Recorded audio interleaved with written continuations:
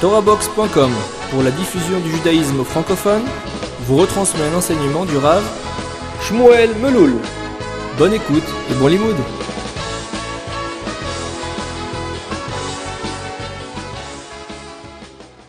Malgré l'intéressement et malgré l'avancement et l'approfondissement des paroles de Shmirat Halashon, malheureusement, les épreuves sont encore très nombreuses. Voyons très bien que nous savons tous et toutes que le Lashon Hara est plus grave que les trois Averot les plus graves.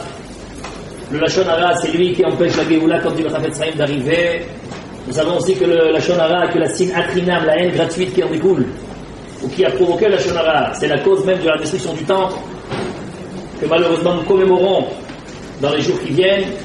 Et malgré tout, on continue à parler, et on continue à dire de Lashon Hara, et on continue à entendre des paroles qu'on ne devrait pas ni dire ni entendre. Et comme disent les Sfarim, Sha'arei Tshuva entre autres, il dit la chose suivante: ça ne sert à rien d'essayer de faire Tshuva sur la faute elle-même, il faut toujours rechercher les causes de la faute. Et il faut travailler plus sur les causes, les raisons qui nous amènent à une telle conduite plutôt que s'attaquer de front à la Avera elle-même.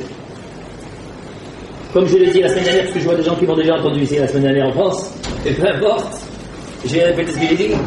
Et comme je l'ai dit la semaine dernière, une des causes principales du Lashon Hara, c'est la kin'a, c'est la jalousie, dont je voudrais parler un peu plus aujourd'hui.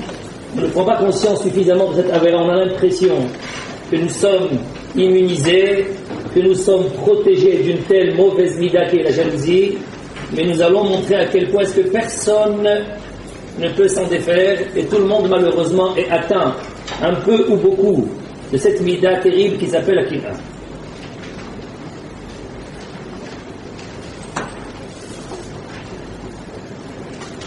On a posé une question dans les parashiot des dernières semaines qui est la suivante.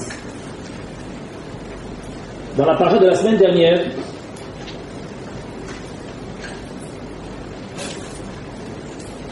Hashem Yitbarach demande à Moshe Rabbeinu d'envoyer des soldats pour se battre contre Midian. Le peuple de Midian a fait fauter les Bnei Israël. Et Hashem demande à Moshe Rabbeinu de choisir des hommes pour aller se battre contre Midian. Et Rashi dit, c'est marqué Anashim, Echaletzu me'itechem Anashim. Autrement dit qu'il faut rassembler, qu'il faut choisir des hommes qui vont aller se battre contre Midian. Rashi dit Anashim Tzadikim, des hommes Tzadikim, des hommes justes, intègres et parfaits. Autrement dit, que seuls les Tzadikim avaient le droit d'aller en guerre contre Midian. Nous trouvons la même idée en ce qui concerne Amalek dans Parashat Beshalach.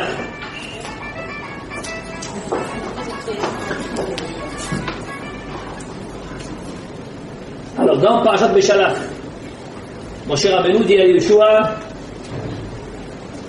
choisis des hommes, nous allons et va te battre contre Amalek. Là-bas c'est marqué aussi Anashim, et Rashi dit Anashim Yerechet Giborim Beitzram Sheskut Avotam Mesayatam. Autrement dit, des hommes justes, des hommes qui craignent le ciel et qui ont des mérites de leurs ancêtres.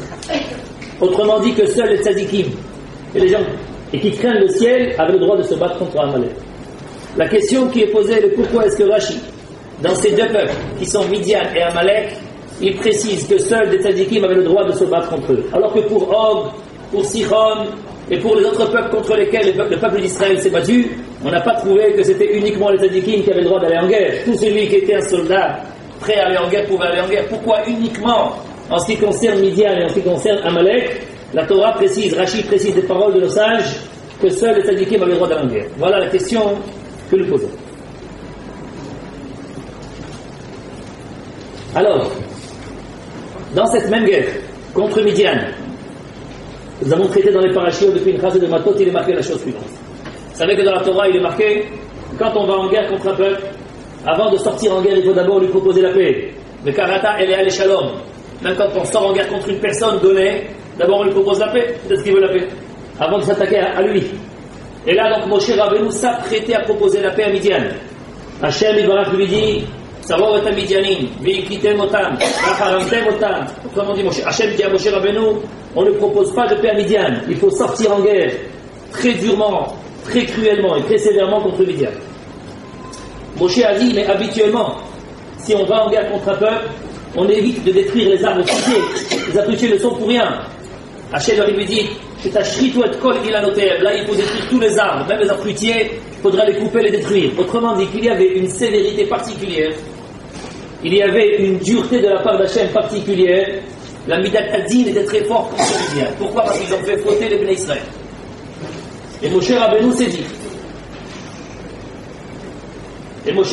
dit, si Midian, qui étaient uniquement, qui sont venus aider Moab, qui sont venus aider le peuple de Moab, Hachem est aussi dur à leur égard, alors à quel point est-ce que nous allons nous battre contre Moab? Et qu'est-ce qui attend Moab? Moshe, il s'attendait à ce que Moab, on dise qu'il fallait les détruire complètement à la première occasion. Hachem lui dit, qu'il lit dans les pensées, lui dit Moshe, Al tatzar et Moab, Al ta'azit amilchama.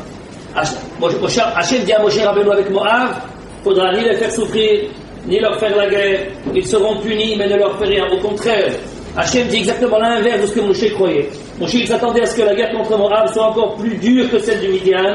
Hachem lui dit non, avec Moab, tu n'as pas le droit de leur faire la guerre. Et là, Moshe Rabbeinu, il ne comprend pas. Et qui dit, si Midian sont venus aider Moab, ils sont tellement touchés, alors pourquoi est-ce que Moab eux-mêmes sont moins touchés que Midian? Et Hachem lui répond, et il lui dit la chose suivante, écoutez bien, parce que ça nous concerne à tous et à toutes.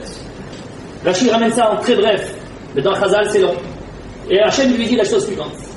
Moab se sentait menacé. Moab, ils avaient l'impression que le peuple d'Israël voulait leur prendre la terre, voulait leur prendre les richesses, voulait leur prendre les femmes et les enfants.